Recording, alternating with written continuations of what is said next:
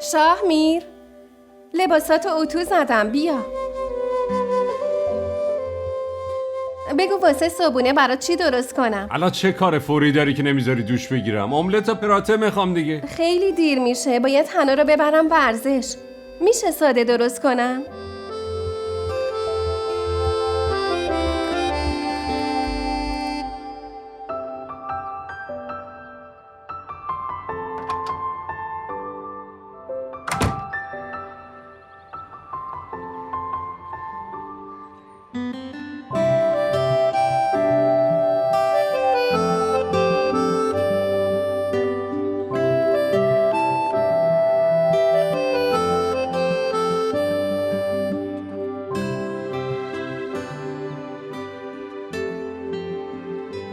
نون حاضره زن داداش؟ آره حاضره.